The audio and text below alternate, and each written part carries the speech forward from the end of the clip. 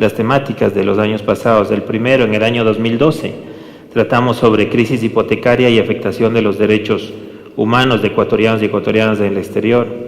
El año 2013, sobre desapariciones involuntarias.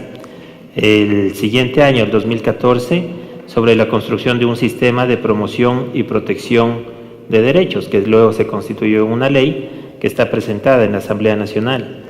El año 2015 tratamos sobre migración, derechos humanos y legislación, a propósito de la participación activa que habíamos tenido en la construcción de la Ley de Movilidad. El año 2016, del año pasado, hicimos talleres sobre la construcción de un plan de acompañamiento en la promoción y tutela de los derechos humanos de los diferentes colectivos en situaciones de vulnerabilidad, plan que rige todavía para la Defensoría del Pueblo hasta el año 2021. Y este año, efectivamente, como ya lo dijo José, escogimos el de derechos sexuales y derechos reproductivos. Lo hacemos realmente porque creemos que alrededor de esta temática se debe emprender en acciones urgentes, un tratamiento planificado y sostenido desde el Estado ecuatoriano que den respuesta a situaciones difíciles que se pueden llegar a constituir o de hecho se han constituido en vulneraciones de derechos humanos. Pretendemos tratar el día de hoy temas sobre el embarazo adolescente, sobre la penalización y judicialización del aborto, violencia sexual en las escuelas y colegios. Como ven, no son temas fáciles ciertamente por las connotaciones que tienen, pero creemos que es necesario abordarlos. Para esto nos acompaña en este primer panel la ministra Verónica Espinosa, ministra de Salud. Bienvenida, ministra. Ministra Rosana Alvarado, ministra de Justicia, Derechos Humanos y Cultos. Bienvenida también. Ministro Fander Falconi, ministro de Educación. La más cordial bienvenida. Ministro, les agradecemos por su presencia, pues nos permiten abordar con una visión gubernamental los temas planteados. Sin duda alguna podríamos tener otra óptica desde las diferentes funciones del Estado. La propia función judicial tiene su posición respecto al ejercicio de los derechos sexuales y derechos reproductivos. Lo tienen los diferentes representantes de la Asamblea Nacional. La Defensoría del Pueblo tiene su posición, pero ahora nos ha parecido importante intentar mostrar un enfoque gubernamental, un enfoque desde el gobierno central, y por eso hemos invitado a 3 ministros que además sabemos han estado involucrados permanentemente en la temática de una u otra manera. Quiero señalar brevemente las reglas de intervención. Este es un panel interactivo, no es realmente, no se desarrolla bajo ponencias magistrales. Esto significa que se va a desarrollar con mi persona como moderador, que realizará preguntas motivadoras. Con todo respeto, eventualmente me permitiré interrumpir una respuesta con el ánimo de avanzar o profundizar en la pregunta. De la misma manera, si un panelista cree necesario complementar una respuesta de otra persona, siéntase en la libertad de hacerlo. Intentaré distribuir el tiempo de los panelistas en aproximadamente 12-15 minutos cada uno por el tiempo que tenemos actualmente, y posteriormente el tiempo restante canalizaremos preguntas respetuosas del público presente que serán presentadas por escrito y enfocadas en la temática. Bueno, pues de esta forma nuevamente damos la más cordial bienvenida. Gracias por su presencia, y me gustaría empezar contigo, ministra de Salud.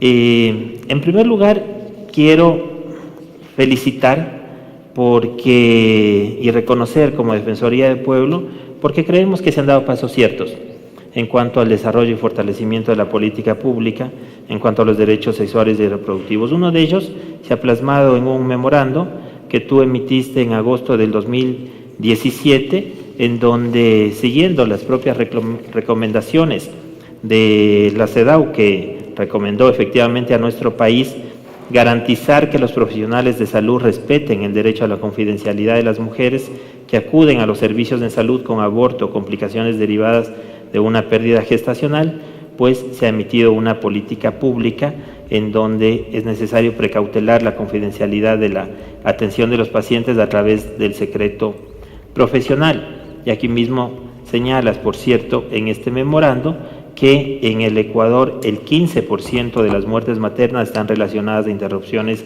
del embarazo realizadas en condiciones inseguras, ocupando el 5º lugar de todas las causas de muerte y el 5º lugar de las causas de muerte materna. Y se dice inclusive que a pesar de que puede existir un subregistro. Ya tenemos oportunidad de conversar de esto, ciertamente quería empezar reconociendo estos pasos muy ciertos en la materia, pero no quiero adelantarme. Me gustaría preguntar antes que nada, para comprensión de todas las presentes, cuando hablamos de derechos sexuales y reproductivos, ¿de qué estamos hablando? ¿Qué son? ¿Qué comprenden estos derechos? ¿Cuál es el alcance de ellos? ¿Cómo se ejerce estos derechos sexuales y reproductivos? Y si es que consideras necesario ilustrar con algunos ejemplos, bienvenido. Muchísimas gracias por la oportunidad, gracias a todo el público presente, a los ministros que me acompañan también esta mañana. Realmente es un gusto poder hablar de una temática de la que no necesariamente hablamos todos los días y no es una casualidad. El tema de salud sexual y salud reproductiva lastimosamente sigue siendo un tema tabú en nuestra sociedad y esto hace que no se discutan y que no se analicen problemáticas que realmente aquejan a los ecuatorianos y principalmente a las ecuatorianas. Los derechos sexuales y los derechos reproductivos desde la perspectiva de la salud pública están inmersos en un derecho, en un paraguas que es el derecho a la salud, un derecho que ha sido ampliamente reconocido en la región de las Américas y en la propia Constitución del Estado ecuatoriano. Y quisiera regresar un poco al concepto que recoge nuestro artículo 32 de la Constitución, en la que se hace este reconocimiento explícito de la salud como un derecho que debe ser garantizado por el Estado, pero que también lo vincula al ejercicio pleno de otros derechos, y entre ellos también a la relación y a los principios que deben guiar este derecho, en donde se incluye la solidaridad, la interculturalidad, la precaución, la bioética, el enfoque de género, entre muchos otros. Y digo esto para entender que los derechos sexuales y los derechos reproductivos no flotan solos en una isla, están inmersos en el ejercicio pleno de muchos otros derechos y en este caso el derecho a la salud. Hablar del derecho a la salud con una visión de la salud integral, como la manda la propia Constitución de la Organización Mundial de la Salud, como lo manda la Carta de los Derechos Humanos y nuestra propia Constitución, es entender al derecho a la salud como no solamente la ausencia de la enfermedad, sino esa integralidad del bienestar físico, biológico, mental, psicológico que deben tener las personas para efectivamente poder desempeñarse plenamente como seres humanos. Y la salud sexual y reproductiva juegan un rol esencial en el ejercicio pleno del derecho a la salud, porque definitivamente parte de ese bienestar integral involucra el bienestar en relación a la sexualidad, en relación a la reproducción, que es una parte de nuestra sexualidad y de nuestra vida, y también a un componente de la sexualidad que sigue generando tabús, que es el disfrute de la sexualidad, el placer, el ejercicio de las relaciones sexuales de manera responsable, pero también de manera satisfactoria. Y es un tema que genera polémica, y no solamente en el Ecuador, pero que yo creo las polémicas tienen que sacarse sobre la mesa, las sociedades tienen que discutir para generar consensos colectivos de cómo vamos a tratar estas temáticas y cuáles son las definiciones o cómo nos definimos los ecuatorianos frente a estos temas. Así que definitivamente es un tema relacionado directamente con el ejercicio de otros derechos, principalmente con el derecho a la salud, y que como derecho, y ahí tú eres el experto para hablar en relación a los derechos humanos, no pueden ser vulnerados, son absolutamente inalienables, son indivisibles de otros derechos y tienen que ser efectivamente garantizados por el Estado. La pregunta es, ¿qué está haciendo la sociedad y el Estado ecuatoriano para garantizar plenamente este derecho y los demás derechos conexos con los que se encuentra vinculado? Bien, vamos a ir allá. Me gustaría también precisar en esa misma línea, cuando hablamos de derechos sexuales y reproductivos de las adolescentes, ¿estamos hablando de lo mismo o debemos tener un enfoque especial, un enfoque específico?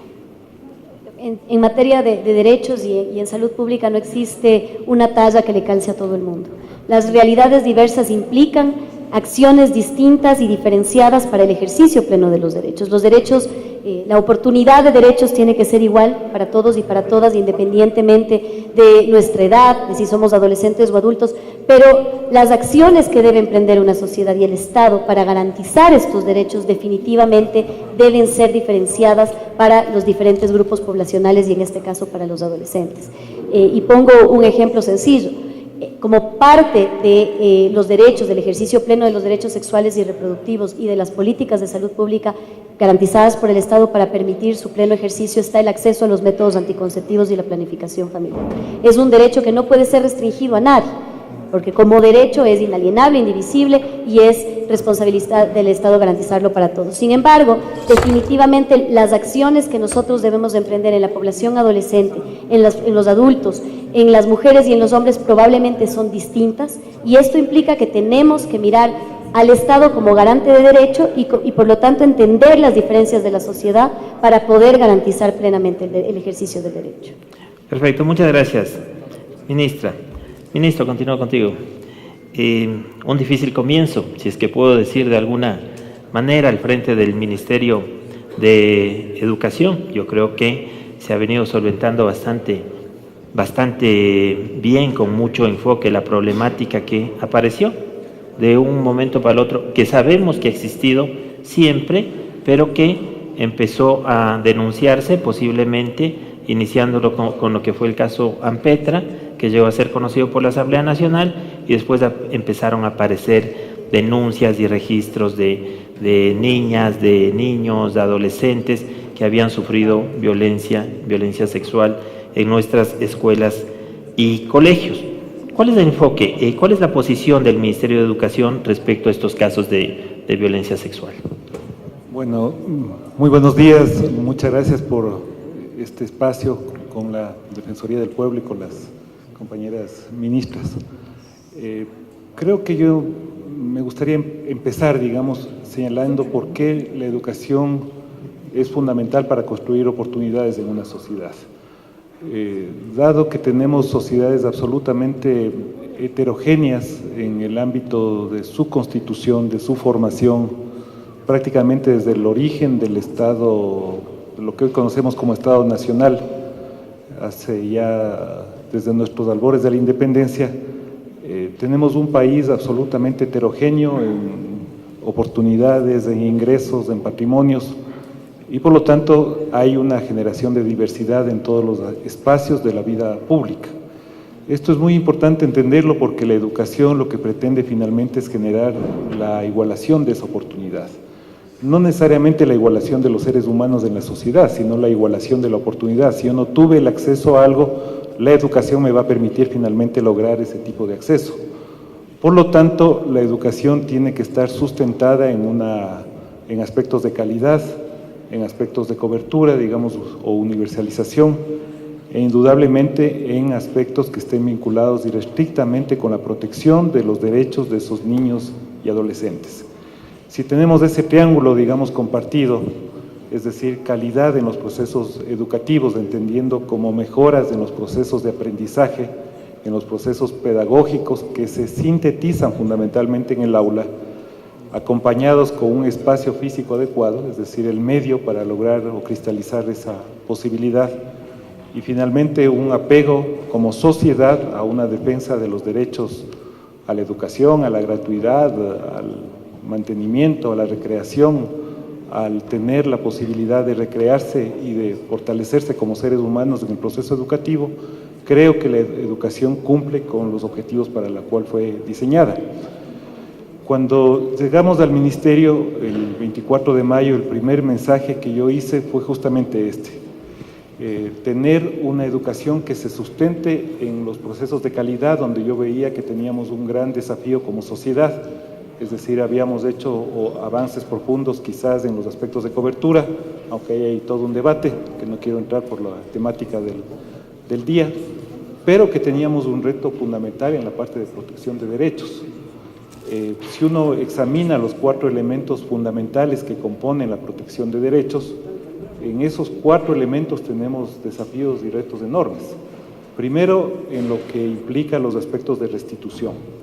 Es decir, si a alguien le violentan, digamos, sus derechos en el aula, en el sistema educativo, creo que lo importante es que como sociedad y como sistema educativo, no me gusta mucho el término, pero es un término que está presente en las convenciones internacionales, en la Constitución, en el Código Orgánico Penal, que nosotros le devolvamos la capacidad de restituir ese derecho a quien ha sido violentado. Eso fundamentalmente pasa por el derecho a la educación, el acompañamiento psicológico al niño adolescente, a su familia, y ahí hay un elemento fundamental. El otro tema tiene que ver con el carácter de la información. La información en toda sociedad democrática tiene que ser absolutamente transparente. Es decir, como hacedores de política pública, es un deber y una obligación prestar la suficiente información a la sociedad para que conozca a detalle, con detenimiento, cuáles son las denuncias, los casos que han sido sumariados o no, los casos que han sido restituidos o no en una sociedad. Y lo que nos encontramos en el Ministerio de Educación es con una temática absolutamente ausente en el manejo de información. Entonces hemos tenido que reconstruir una información alrededor de la denuncia y alrededor de cómo se fueron procesando los sumarios, en este caso administrativos, al interior del Ministerio, entendiendo que aquí tenemos una lógica que va en dos ámbitos. Uno, que tiene un ámbito penal dentro de la justicia ordinaria, y otro que tiene un ámbito administrativo. Por lo tanto, el levantamiento oportuno de esa información, del seguimiento de las mismas, el tener protocolos unificados es una tarea absolutamente esencial para los aspectos de seguimiento. El tercer elemento, que es sumamente importante aquí, tiene que ver con los aspectos preventivos, es decir, cómo sociedad generamos los suficientes mecanismos para protegernos, digamos, frente a este tipo de estructuras anacrónicas, desiguales o incluso exacerbadas, digamos, por aspectos como el machismo, como la desigualdad de género o la falta de oportunidades en una sociedad. Entonces, indudablemente, los aspectos preventivos juegan un rol central. En este marco uno puede entender la estrategia del Ministerio, la estrategia Más Unidos, Más Protegidos, que pretende generar un empoderamiento a la sociedad, pero la responsabilidad ulterior al sistema educativo en los aspectos preventivos. Y finalmente está como un cuarto elemento los puntos de sanción. Cómo nosotros generamos la sanción eficiente y oportuna tanto en el sistema jurisdiccional como en el sistema educativo. Para entender un poquito la complejidad de lo que estamos hablando, en el levantamiento de información que nosotros hemos realizado entre el año 2014 y el año 2017, que es el periodo donde tenemos levantada la información, tenemos 919 denuncias de casos que tienen que ver con violentación de los derechos a nuestra niñez y adolescencia, casos de violencia sexual en nuestras unidades educativas. El 63% de estas denuncias ocurren dentro del sistema educativo, por lo tanto el restante 37% ocurre fuera del sistema educativo, y adicionalmente nosotros hemos hecho una acción en Fiscalía de ir a presentar aquellos sumarios administrativos que fueron archivados por diversos motivos. Hemos hecho dos acciones en Fiscalía. Como sabemos, el ir a dejar un informe en Fiscalía tiene el carácter de denuncia oficial. En esas dos entregas nosotros le hemos entregado al fiscal en sus manos 117 casos de sumarios administrativos que fueron archivados, omitidos por acciones negligentes u omisiones, en este caso irresponsables, de funcionarios públicos de los diferentes ámbitos del Ministerio de Educación, tomando en cuenta que es una entidad desconcentrada, a la Fiscalía. Te debo indicar que el día de hoy, a las 11:30, tengo una cita con el fiscal nuevamente, donde le vamos a entregar adicionalmente cerca de 74 casos adicionales para que se examinen el por qué fueron archivados estos sumarios administrativos.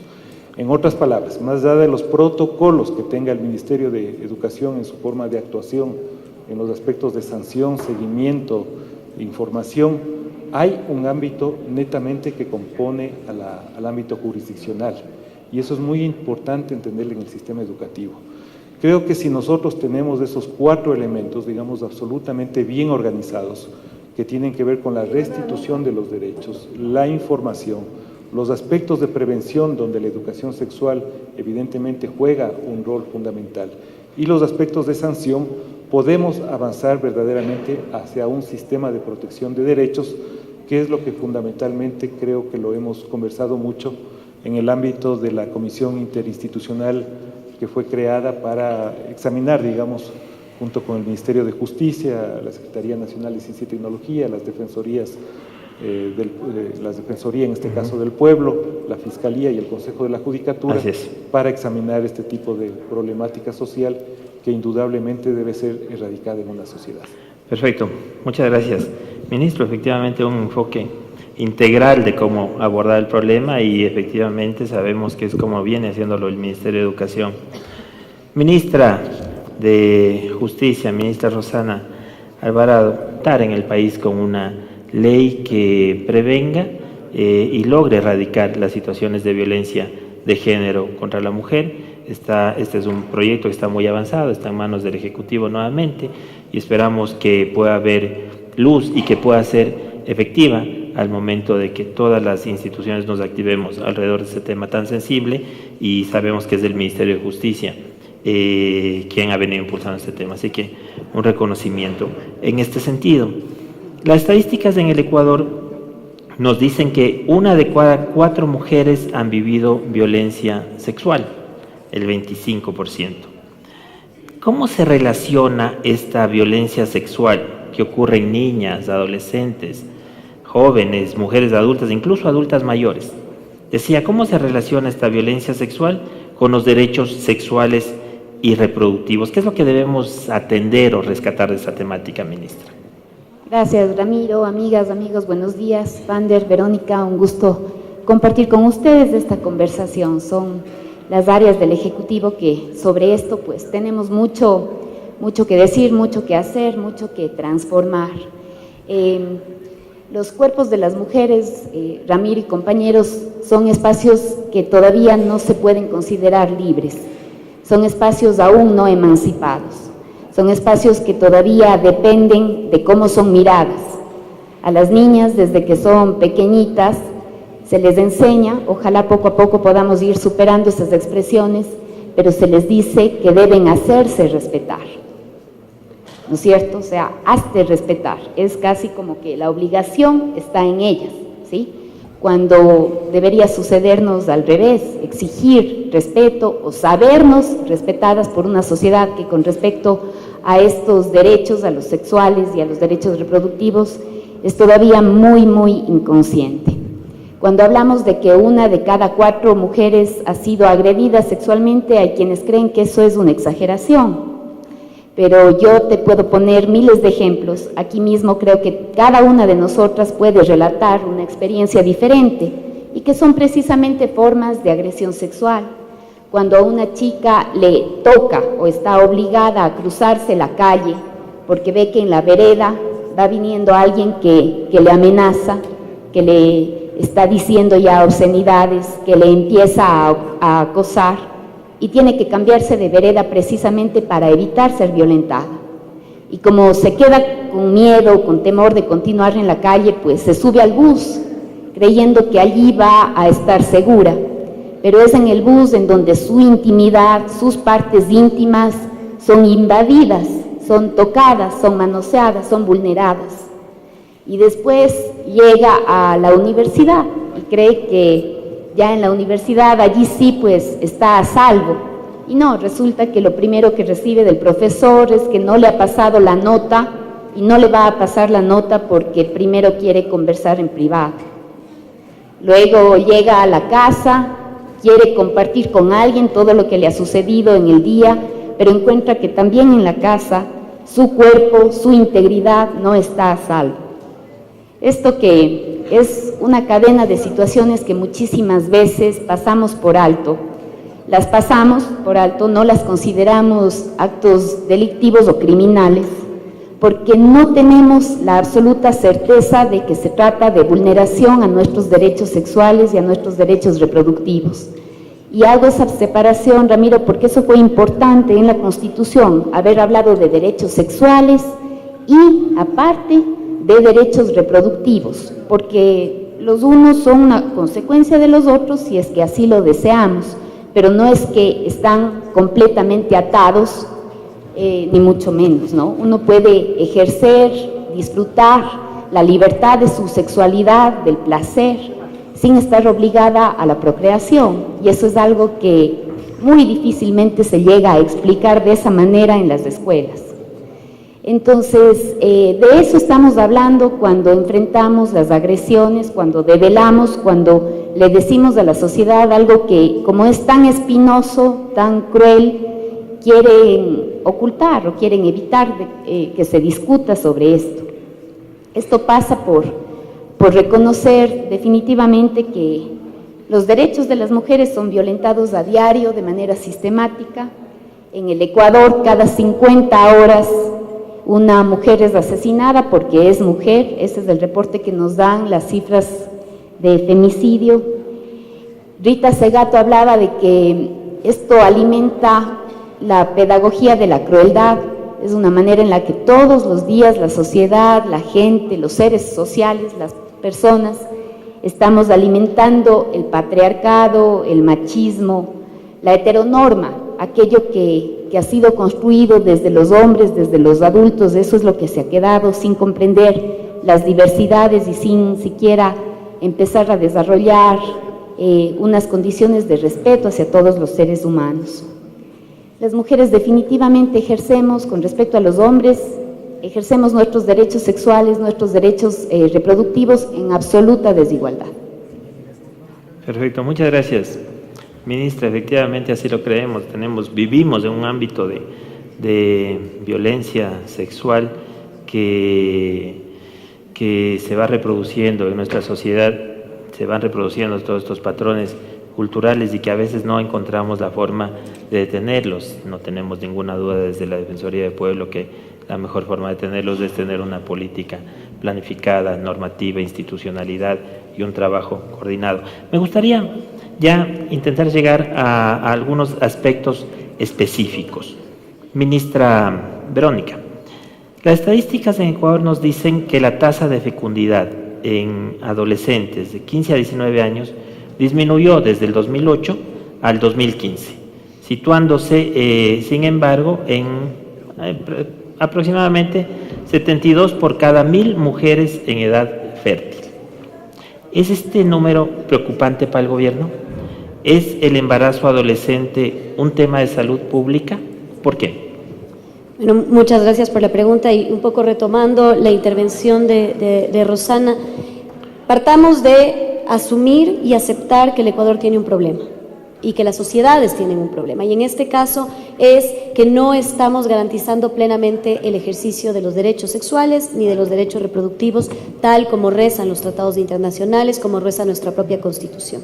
Y como consecuencia de esa omisión del Estado, de la sociedad, que se alimenta del machismo, de las estructuras patriarcales, de los roles asignados a los diferentes géneros, de las prácticas cotidianas, de lo que hacemos y de lo que dejamos de hacer, como consecuencia de no garantizar estos derechos, tenemos graves resultados y al final del día alimentamos este ciclo en nuestra sociedad. Entre una de estas consecuencias graves está, por ejemplo, el embarazo en los adolescentes.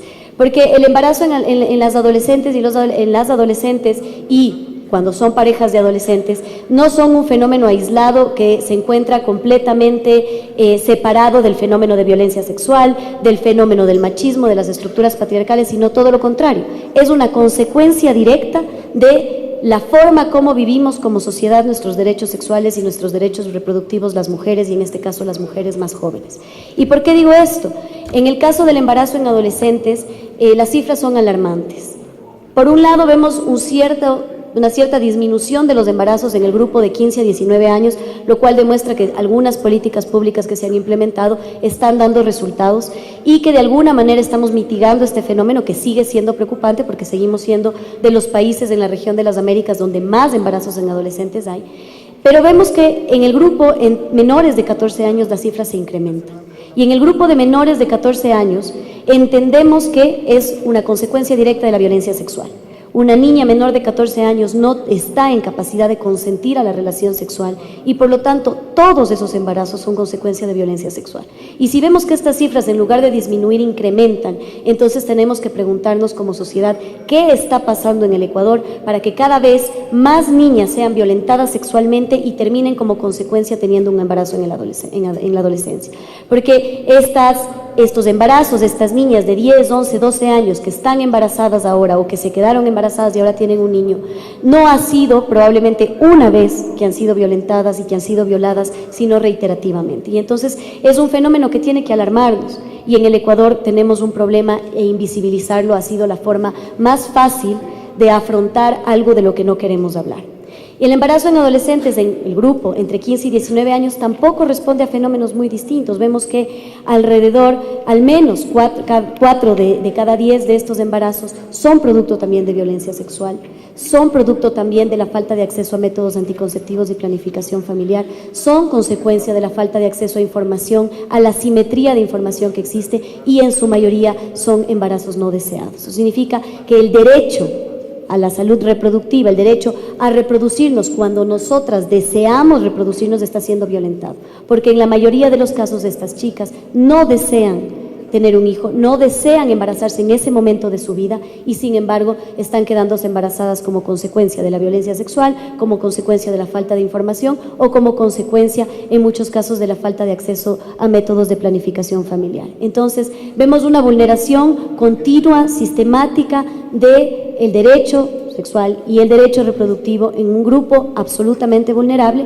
y que genera luego el embarazo, que en sí podríamos no decir una consecuencia sanitaria, pero sí, por ejemplo, el incremento en la mortalidad materna. El 15% de las muertes maternas se dan precisamente como consecuencia de abortos por embarazos no deseados. La probabilidad de una muerte materna en un embarazo en adolescentes es mucho más elevado y entonces vemos que el fenómeno se exacerba en la población más vulnerable. Todo, insisto, vinculado a la violencia, vinculado a la inobservancia de este deber que tenemos como sociedad de protegernos los unos a los otros. Ministra, sí, efectivamente, y además muy clara cómo se muestra toda la problemática, pero en breves líneas, en líneas generales, ¿qué hacer? ¿Cómo enfrentar? Bueno, me parece, y diciéndolo muy sinceramente, creo que los ecuatorianos tenemos que quitarnos del velo delante de los ojos y empezar asumiendo que esta problemática existe. Es recurrente encontrar en nuestra sociedad a las personas diciendo que el machismo no existe, que eso es algo del pasado, que el embarazo en adolescentes es culpa del adolescente porque no se protegió o porque ha sido irresponsable o porque ha sido promiscuo. Entonces, quitarnos del velo de los ojos y aceptar que esta es una problemática en la cual todos tenemos una parte de responsabilidad para que entonces todos podamos tener una parte también en la solución. Hay algunas medidas desde la política pública, sin duda alguna, que tienen que ser implementadas. Puedo decir con orgullo que luego de casi 5 años de lucha incansable, porque representó una lucha incansable, hemos emitido el Plan Nacional de Salud Sexual y Reproductiva, en donde se aborda frontalmente, sin tapujos, la problemática del embarazo en adolescente y se implementan planes y acciones concretas que han sido ampliamente también criticadas en algunos espacios, como por ejemplo el acceso irrestricto a planificación familiar y a educación sexual en los adolescentes, inclusive en la educación sexual en los niños, obviamente adaptado a su edad, a sus conocimientos y a lo que necesitan conocer. Este plan prevé una serie de acciones concretas para subsanar algunos datos que tenemos. Recientemente se publicó los estudios de los costos de omisión en la planificación familiar en el Ecuador, es decir, cuánto nos cuesta no hacer lo que tenemos que hacer en cuanto a planificación familiar. Alrededor de $68 millones le costaría al Estado ecuatoriano garantizar planificación familiar de manera universal a todas aquellas mujeres que quieren suspender o prolongar el tiempo para tener un embarazo. Digamos, no suspender, sino no quedarse embarazadas o un espacio más largo entre embarazo y embarazo a través de la planificación familiar.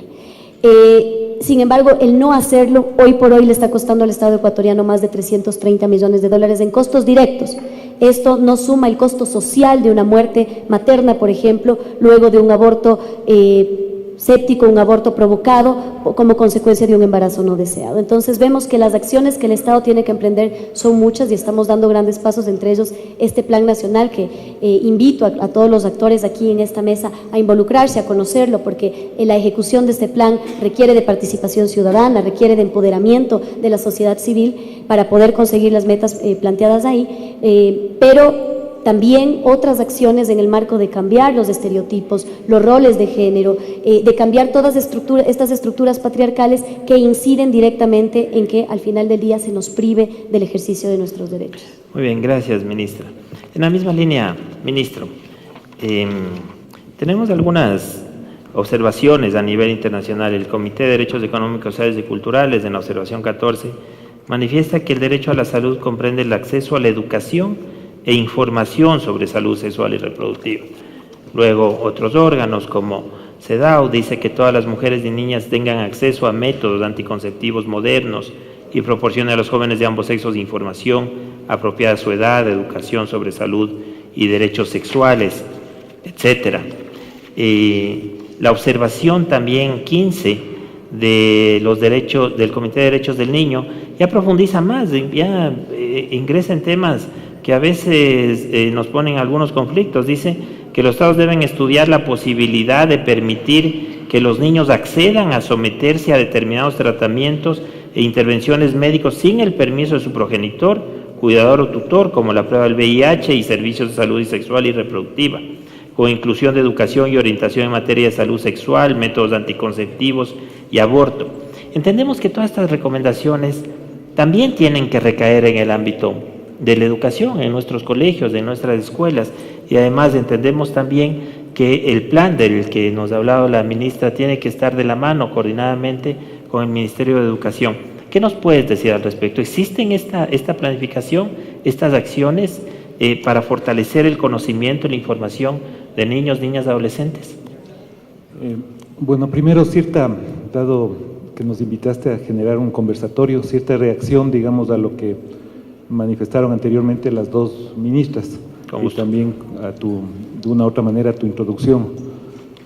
Cuando uno piensa, digamos, evolutivamente, digo evolutivamente como humanidad, hace 69 años se suscribieron una carta o una declaración de derechos universales que prevén, digamos, y nos protegen como seres humanos en ambientes de libertad y de oportunidades, en esencia. Muy acorde, digamos, con una derrota del fascismo en ese momento en Europa, que luego se cristalizaron con derechos económicos, sociales y culturales, y más recientemente en nuestra Constitución, que tiene una innovación en reconocer derechos de la naturaleza. Entonces, si uno lo piensa evolutivamente, sin duda alguna tenemos una progresividad de derechos, digamos, que es un bien patrimonial de la humanidad y también de los ecuatorianos a través de la Constitución de Montecristi. Y claro, cuando uno mira algunos indicadores sociales que cristalizan aparentemente esos derechos, por ejemplo, la esperanza de vida o la escolaridad en el caso del sistema educativo, esos indicadores muestran tendencias ascendentes en general, digamos, que se miden por los índices de desarrollo humano o lo que fuera. Pero de otro lado, digamos, mientras tienes todo esto, tienes una especie de colapso civilizatorio en términos de cristalización de otros derechos y de injusticias exacerbadas en el planeta y también evidentemente en nuestro país, pues. Es decir, los temas de injusticias no están resueltos para nada, como bien lo anotaba Rosana, digamos. Tenemos una configuración social absolutamente desfigurada, digamos, históricamente, que da pábulo a anomalías, digamos, como el patriarcado o el machismo en las sociedades, o yo como siempre digo, la risita socarrona para referirnos al otro cuando es diverso y tiene legítimamente la oportunidad y la opción de tomar una definición en una sociedad cualquiera que este fuera el caso. Entonces aquí hay un trabajo que hay que hacer como sociedad. Finalmente la sociedad expresa, digamos, muchas de esas anomalías que luego se convierten prácticamente como un espejo en el aula. El aula no se le puede pedir, digamos, que sea ausente de una problemática social. Para nosotros el concepto de integralidad en el sistema educativo y formativo es absolutamente esencial. Es necesario lograr la integralidad, digamos, en esos 0-3 años donde el Ministerio de Educación no tiene, digamos, incidencia, que debe tener integralidad en términos de política pública con el MIES o en este caso con salud o con cualquier otro ministerio, digamos, que norma o protege o genera política pública en este ámbito. Es fundamental para nosotros el trabajo en el ciclo de vida articulado en el sistema educativo hasta bachillerato, y es fundamental lograr ese eslabón de integralidad con el sistema de educación superior. Entonces, la primera definición importantísima aquí es pensarle a la sociedad como un todo y generar espacios de política pública que vayan atendiendo, definiendo, generando políticas de prevención en cada uno de esos espacios.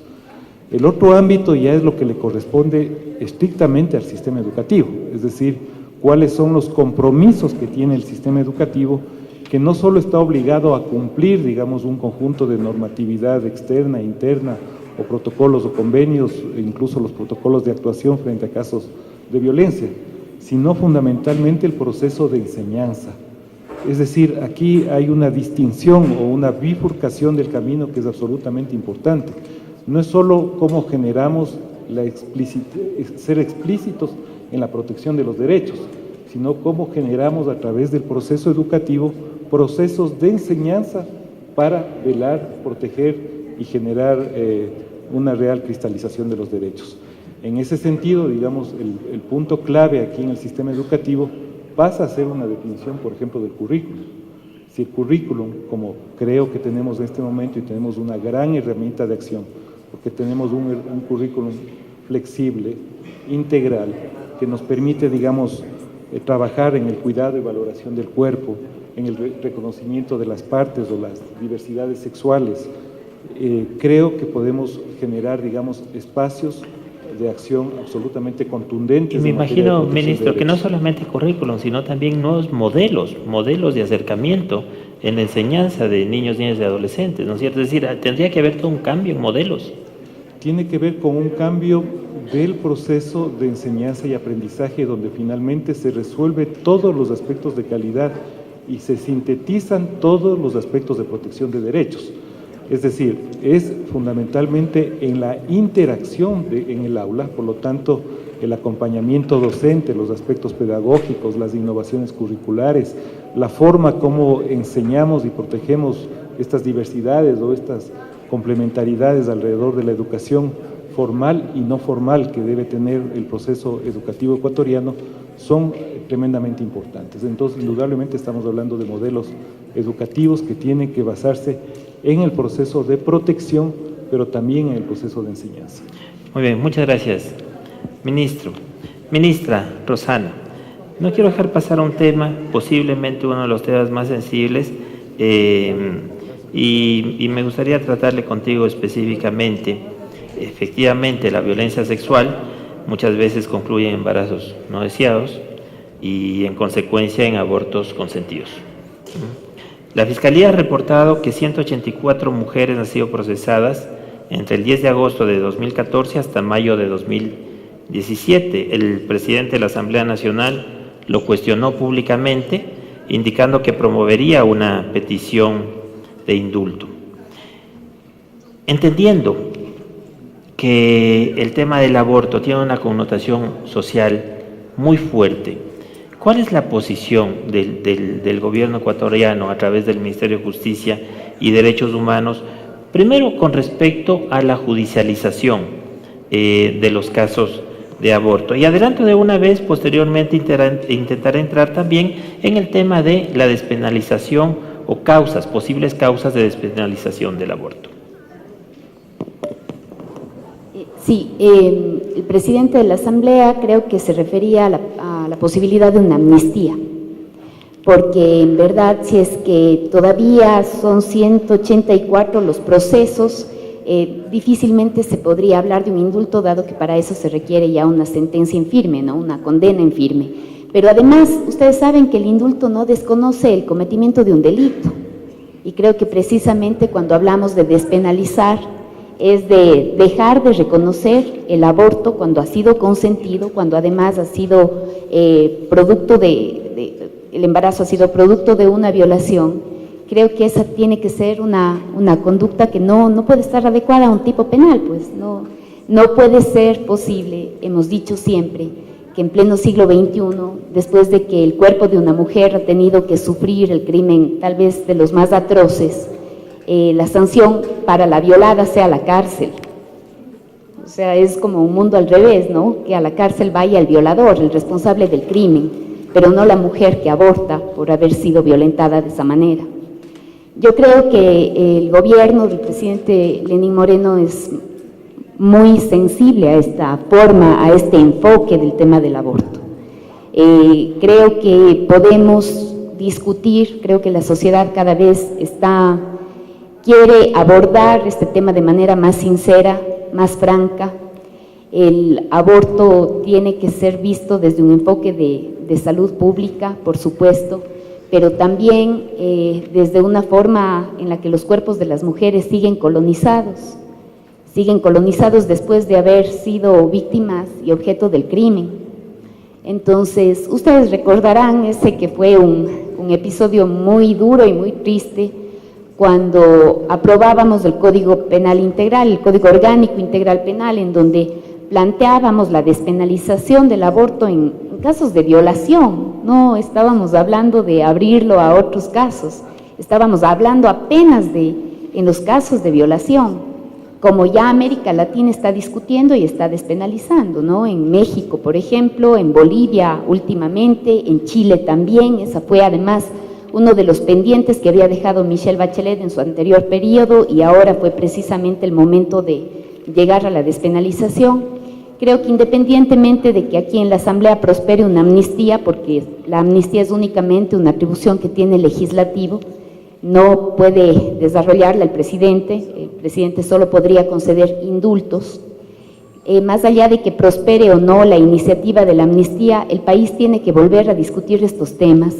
Estamos obligados por instrumentos internacionales que reconocen el embarazo forzado como una forma de tortura, y la tortura es un crimen de lesa humanidad. ¿Cómo se le puede obligar a una niña violada por su padre, una niña de 12 años, a mantener un embarazo que le pone en riesgo a ella misma?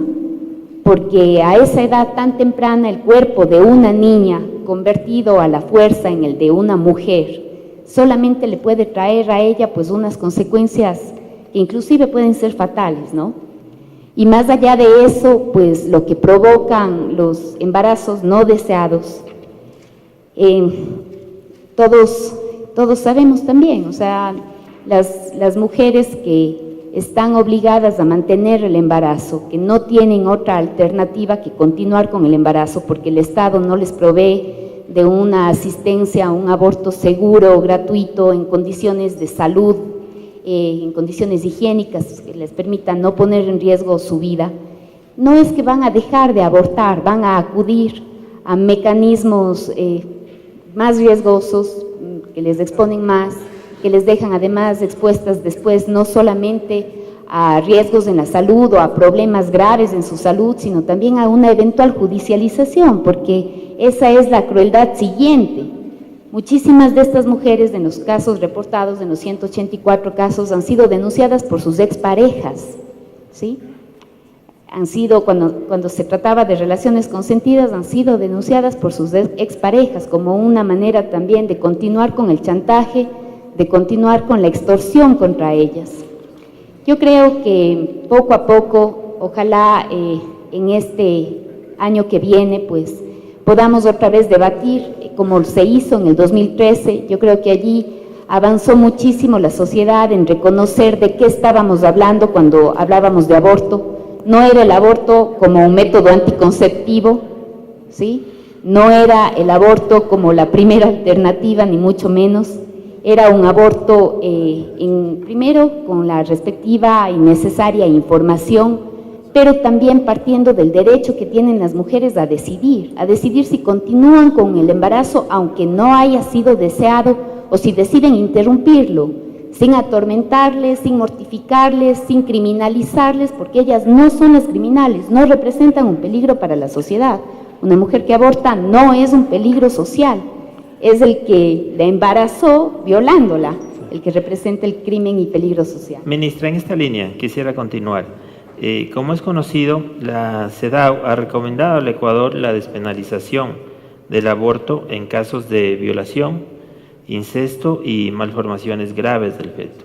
Lo ha hecho también la Defensoría del Pueblo públicamente en una asamblea, en un pleno de Asamblea Nacional, y también lo hicimos en el último EPU que tuvo el Ecuador en Ginebra, en Naciones Unidas.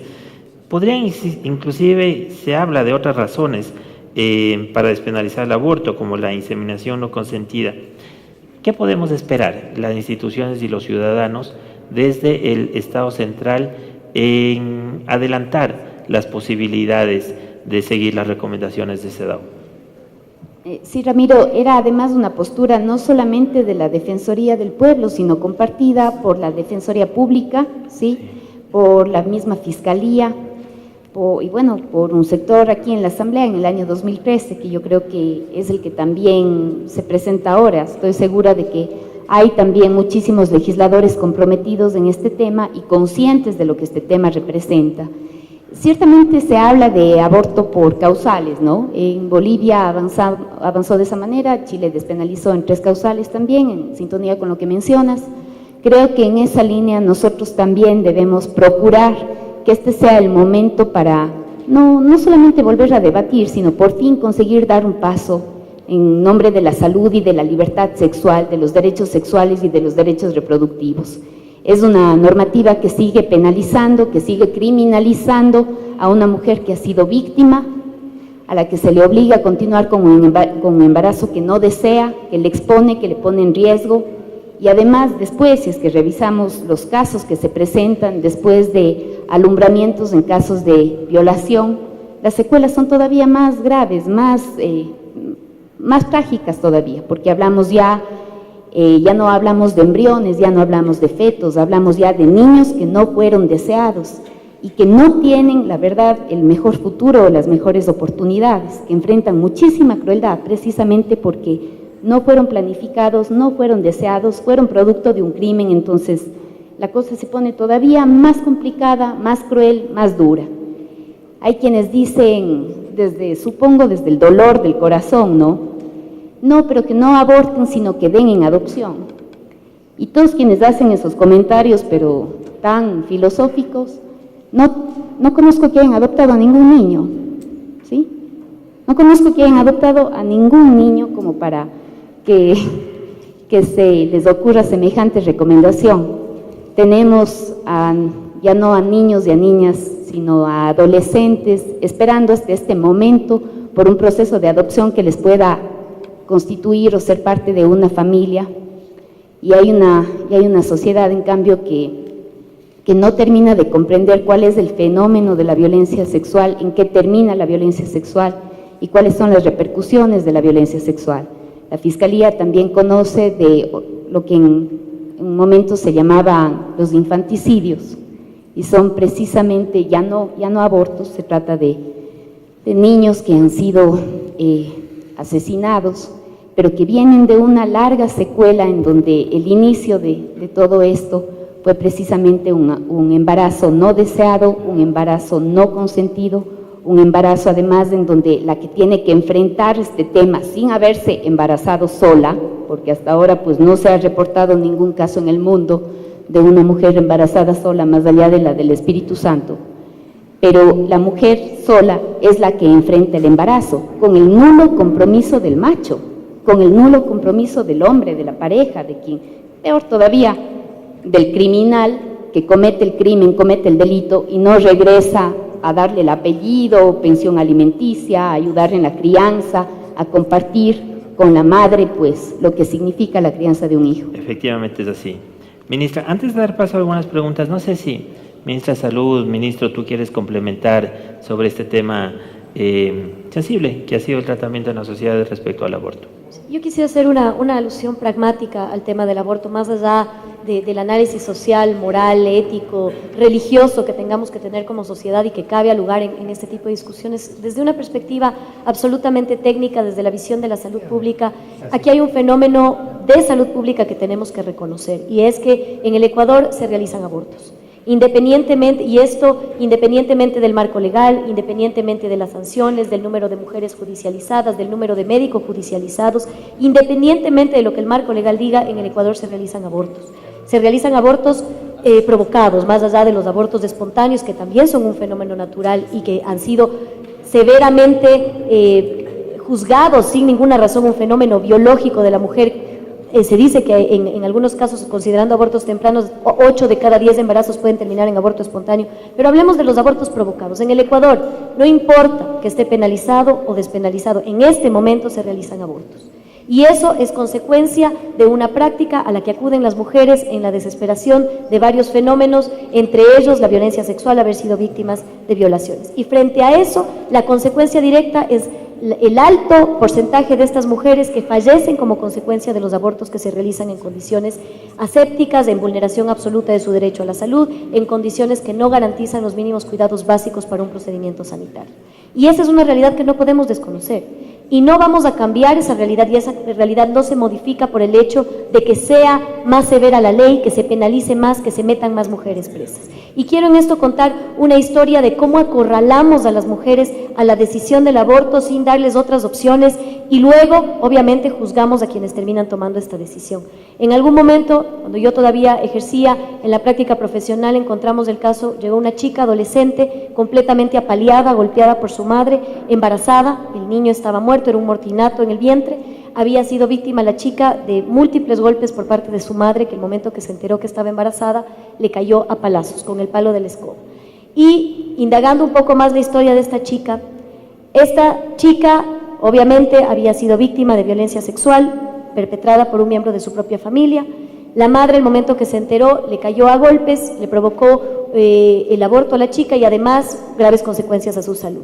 Y luego regresamos a ver si esta chica, decimos, pero ¿por qué no se protegen? ¿Por qué se quedan embarazadas? Pero al mismo tiempo exigimos que las niñas tengan que venir acompañadas de sus madres, las adolescentes tengan que venir acompañadas de sus madres para exigir planificación familiar. Y al mismo tiempo esperamos que la chica que es violentada sexualmente y que no puede decirle a su madre que es violentada sexualmente, probablemente por la pareja de la madre, que la madre le acompañe a pedir la planificación familiar. Entonces terminamos acorralando a las mujeres para que la única opción que les quede, en este caso esta chica frente a la desesperación, probablemente sea un aborto ilegal y no necesariamente por omisión en sus acciones, por descuido, sino por una serie de factores que están absolutamente ajenos a sus decisiones. Y esto es algo que pasa recurrentemente. Entonces, cuando hablamos del aborto, generalmente lo miramos desde nuestra realidad, en la comodidad de nuestro hogar, a nuestros hijos que han recibido toda la apertura, toda la educación, todas las posibilidades del mundo, y creemos que la realidad de todas las ecuatorianas y ecuatorianos es esa, pero en la práctica no es así. Así que solamente decir que el aborto es un fenómeno que está ocurriendo, frente a la ley más severa que pueda darse, sigue pasando. Y entonces el Sistema Nacional de Salud tiene que responder a esto, y frente a eso el comunicado que yo emití y que fue bastante polémico, ya se dijo que habíamos autorizado el aborto y que la ministra despenalizó el aborto con un oficio, lo cual es absolutamente imposible, pero en realidad es una respuesta de un sistema de salud que reconoce que los abortos se dan todo el tiempo en el Ecuador y que el sistema de salud tiene que atenderlos porque tenemos una obligación constitucional, una obligación ética, y simplemente si no lo hiciéramos así estaríamos atentando contra la vida de las ecuatorianas y obviamente incumpliendo con nuestros compromisos nacionales e internacionales. Sí, muy claro, ministra, muchas gracias. Me gustaría adelantar unas preguntas que nos han hecho llegar desde el público. Empiezo contigo, ministro. Voy a hacer dos preguntas. La una dice, ¿cómo funciona la reserva de identidad para los directores de escuelas en el sistema educativo y la revictimización de los afectados? Me imagino yo que se está refiriendo a la reserva de identidad de los afectados y el tema de la revictimización. Y el otro, un tema que no hemos podido abordar también, que es verdad, el tema de violencia sexual al colectivo LGBT. Nos preguntan, dice, ¿cómo se abordan los establecimientos de educación el derecho a derechos sexuales de las personas con sexualidades diversas, como son las personas lesbianas, gays? Ministro.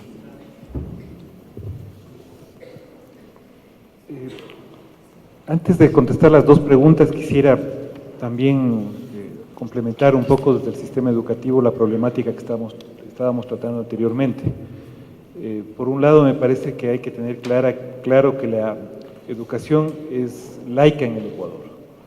Es decir, bajo la lógica del respeto a las religiosidades que tiene cualquier individuo en una sociedad, el precepto constitucional garantiza una educación laica, y esto es sumamente importante comprenderlo para la definición y elaboración de política pública. El segundo elemento que me parece significativo es abordar la temática de la deserción en el sistema educativo ecuatoriano. Para tener una idea, porque a veces no se maneja bien esta cifra, el sistema educativo ecuatoriano, de los 4,5 millones de estudiantes que tiene anualmente, digamos, en el sistema educativo, hay 1 millón de bachilleres que no han terminado su bachillerato, es decir, que no han concluido su bachillerato. Hay 1 millón de jóvenes y no tan jóvenes, digamos, que no han terminado su bachillerato. Y cuando uno examina, digamos, las causas de por qué no han terminado este bachillerato, algunas tienen que ver evidentemente con las opciones ligadas al mundo del trabajo, pero otras indudablemente tienen una conexión directa con embarazos adolescentes. Es decir, hay un nivel importante de deserción asociada con el embarazo adolescente. Y por eso me parece que el trabajo que viene desplegando el Ministerio, que es concretamente la elaboración de protocolos, guías, para que el estudiante no deserte, es sumamente importante porque le asiste un derecho a seguir estudiando. Discúlpame aquí un poquito el paréntesis que voy a hacer, porque puede reflejar bien una situación concreta y real desde el campo de la literatura. Este año yo publiqué un libro que se llama Memorias Peninsulares, y en este libro, que son relatos cortos, yo hago alusión a una práctica que hay en la península de Santa Elena que se llama el rapto. El rapto es cuando el joven, digamos, 14, 15, 16 años, le rapta a la chica para llevarle a prueba, chicas de 12, 13 años, para llevarles a prueba fuera de su hogar, generalmente al hogar del chico. Si la chica no pasa la prueba, digamos, es de vuelta al hogar. Si pasa la prueba, se consuma, digamos, un matrimonio bajo arreglo entre las familias, que generalmente provoca, digamos, una práctica tremendamente nociva en términos social, comúnmente aceptada. A propósito de esto, yo me puse a ver los datos de embarazo adolescente en la península de Santa Elena, y es increíble cómo han aumentado. O sea, han aumentado los embarazos en el caso de Santa Elena muy concretamente. Esto puede tener mucha relación con política pública fallida, es decir, fundamentalmente con el Plan Familia, digamos, que no logró cristalizar en política pública adecuada en términos de generar todos los aspectos preventivos, de protección, de educación alrededor del campo de la educación. Cuando yo hice el lanzamiento del libro, se le ocurrió a alguien una buena idea de que hacerle un poco más fresco el lanzamiento del libro y que lo presente una estudiante, como hay mucho relato ahí de jóvenes y niños, etcétera. Y bueno, el evento empezaba a las 5 de la tarde, eran las 7:30 de la noche, y nos llegaba la niña, y resulta que a la niña que tenía que hacer el lanzamiento del libro le habían raptado, entre comillas, en esta práctica pseudo ancestral comunitaria. Entonces, me parece que aquí hay un trabajo enorme por desplegar como sociedad, digamos, alrededor de las prácticas, y también hay un desafío enorme que tiene el sistema educativo. Respecto a la primera pregunta sobre los aspectos de revictimización, en efecto es así, digamos, del levantamiento que nosotros hemos realizado de los casos, de las 919 denuncias, que además las hemos tenido que procesar, leer, con todo el desgaste psicológico que esto implica para una persona y para los compañeros que están encargados de la subsecretaría respectiva. Lo que uno se encuentra con el levantamiento de este tipo de casos, digamos, que afectan fundamentalmente a niños, niñas, adolescentes, a sus familias, y expreso una vez más mi solidaridad con ellos, son los aspectos de revictimización que hay alrededor del levantamiento de los casos. Es decir, se levanta la información generalmente, no voy a omitir el nombre de la unidad educativa, por el respeto a esa unidad educativa y porque además así lo exigen los protocolos que muchas veces lo violentan en forma crasa los medios de comunicación. Pero en el caso tan sonado de esta unidad educativa en la ciudad de Guayaquil, el primer levantamiento de la información lo realizó el Departamento de Consejería Estudiantil. Es decir, el Departamento de Consejería Estudiantil ya levanta el informe, digamos que lo eleva, en este caso, al distrito. El distrito no toma acciones, las acciones respectivas, le devuelve al DESE para que haga otro informe. Otro informe quiere decir que se vuelve a preguntarle al niño o a la niña afectada que qué es lo que le pasó, digamos, que es claramente un proceso de revictimización, porque en muchos de los casos puede obedecer también al acompañamiento de profesionales, es decir, psicólogos clínicos o lo que fuera, pero en otros casos no es una consulta especializada, ni es una pregunta especializada, ni se siguen necesariamente los protocolos. Esto se devuelve, digamos, al sistema educativo, esto pasa a la fiscalía vuelve a hacer la indagación sobre la niña o niño afectado, entonces se produce un efecto, digamos, cascada tremendamente perverso, digamos, para la salud emocional, psicológica de este infante. Entonces, evidentemente, aquí estamos trabajando con la Fiscalía, con Naciones Unidas. Recientemente presentamos un alineamiento del protocolo para hacer una sola consulta especializada, en este caso con la Fiscalía, para que no se vuelva a revictimizar a este niño o niña, que en efecto está ocurriendo eso en los procesos de indagación administrativa y jurisdiccional en este caso. Respecto a lo otro, me parece que indudablemente hay un derecho, digamos, a la identidad, a la opción que está presente en nuestra Carta Constitucional, y el sistema educativo tiene que acoplarse a ese requerimiento constitucional, es decir, estamos obligados a defender y preservar las identidades y las opciones y la diversidad sexual en nuestro país, y por lo tanto el sistema educativo tiene la obligación de complementariedad, de complementar, digamos, la educación en la formación. No me gusta mucho a veces utilizar la palabra valores porque puede ser perfectamente manoseada dependiendo de los contextos y las ocasiones, digamos, pero debe ser estipulada en base a una formación que tiene que tener los elementos de conocimiento, identidad, información, respeto a las distintas diversidades y tiene que estar presente en todo el proceso formativo, educativo y sin duda alguna en el currículum educativo. Gracias, ministro. Rosana, en la misma línea tenemos una pregunta. Dice, si bien es cierto que 1 de 4 mujeres son violentadas, ¿qué está haciendo el gobierno con las mujeres trans? Que la mayoría de nosotras somos violentadas, acechadas, estigmatizadas por nuestra apariencia.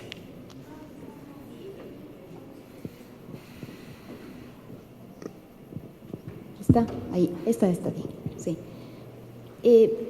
Ramiro, en esto, yo estoy segura de que la ley que espera solamente la sanción del presidente, luego de eso entra en vigencia, es una ley emblema para combatir las violencias y particularmente para combatir la violencia de género. Pero también soy muy clara, las leyes no son modificatorias de los comportamientos sociales. De otra manera, pues, con el Código Penal aprobado, con el Código Integral Penal, no estaríamos sino esperando solamente disminuciones de delitos, y ustedes saben que no es así. O sea, cada vez se cometen cada vez más delitos, aumenta la población, aumenta el índice de criminalidad, muy pocas veces hay disuasión con respecto a lo que plantea la ley en el cometimiento de los delitos, porque claro, son construcciones sociales. Ahora, cuando estamos hablando de los derechos sexuales y de los derechos reproductivos, no estamos solamente quedándonos en el derecho a decidir que tenemos las mujeres. Estamos hablando de todos los derechos para todas las personas. Y entre los derechos sexuales y los derechos reproductivos, por ejemplo, está el que tenemos a recibir educación sexual siempre, no a partir de determinada edad, sino siempre. No es que el conocimiento necesita una edad mínima. El conocimiento debe ser repartido, debe ser democratizado, y eso se consigue a partir de información científica, información completa, información laica. Y me parece que ese es un tema con el que tenemos que trabajar más a profundidad, porque en esa información está también el reconocimiento de las diversidades sexogenéricas, el derecho que tienen, y ese es otro de los derechos sexuales, el derecho que tenemos a poder demostrar nuestros afectos. Alguna vez escuchaba en una discusión que se hacía en México, ¿por qué mi vecina, decían, sí tiene derecho a andar con su mini perrito besuqueándose en la calle y yo no tengo derecho a abrazarle a mi pareja en un parque? Si es que soy gay, si es que soy lesbiana, si es que soy una mujer transgénero. ¿Por qué no tengo derecho a expresar mis afectos? ¿Qué es lo ilícito de ese afecto? Tenemos el derecho a disfrutar y a ejercer la sexualidad lícitamente, porque no está allí de por medio el cometimiento de un crimen. Es nuestro cuerpo, es una relación consentida, es una relación libre, es una relación legal, no tiene por qué estar marcada por lo ilegal. Creo que otro de los derechos que no aprendemos a reconocerles a cabalidad es que nos deben respeto a todas las personas en el ejercicio de nuestra intimidad, en el ejercicio de nuestra sexualidad. Y lamentablemente esos siguen siendo temas tabú cuando enfrentamos el tema de las diversidades sexogenéricas. He tenido a partir de, como legisladora, pero ahora encargada del Ministerio de Justicia y Derechos Humanos, he tenido, creo que, el gran desafío de poder convocar a diferentes organizaciones que trabajan en las diversidades sexuales, que son representantes y que viven no solamente las diversidades, sino enfrentan los horrorosos calvarios y las crueldades construidas por la sociedad. Te digo, a mí me ha sobrecogido escuchar sus casos y particularmente me ha dejado rota saber el tema de los niños trans, de los niños, de las niñas trans, de cómo el calvario, decíamos el otro día, empieza tan temprano, de cómo la tortura puede enseñarse inclusive con los niños precisamente porque no queremos comprender, peor respetar las diferencias. La ley es una herramienta, pero también nos hace falta trabajar en una política pública. Y tengo que ser en esto muy crítica porque creo que no tiene sentido ser lo contrario. Las políticas de salud, las políticas de educación, las políticas públicas de justicia no pueden afectar los derechos de nadie. No hablamos allí ni de mayorías ni de minorías, estamos hablando de derechos. Y cuando hablamos de derechos no tiene sentido el número de personas que pueden ejercerlos. Estamos hablando de derechos.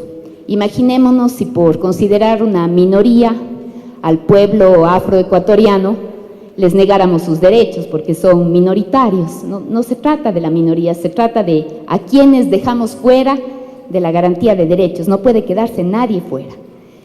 Y en eso, cuando se desarrollaba, por ejemplo, la política del Plan Familia, creo que era una política hondamente discriminatoria y además irreal, pero además irreal, confusa, irreal. No sé si podamos ya tener los datos o medir los resultados, pero esa era una política pública inconstitucional que afectaba y que vulneraba los derechos. Entonces allí, en las políticas públicas, creo que pueden reposar o pueden desarrollarse los derechos teniendo en cuenta precisamente un enfoque de hacer un poco más fácil lo que ya es tan difícil, y es el tratamiento de las diversidades sexuales, porque es una sociedad que todavía no está acostumbrada ni al respeto ni a la valoración de la diversidad. Gracias, ministra. Bueno, dicen que el tiempo es enemigo del amor y también de los paneles sobre derechos sexuales y reproductivos. Se nos vino encima el tiempo, pero creo que hemos logrado abordar todo lo que nos habíamos planteado para conseguir los objetivos. Hablando de tiempo, les agradezco muchísimo su tiempo ministras, ministro, para nosotros ha sido un verdadero placer contar con su presencia. Muchísimas gracias.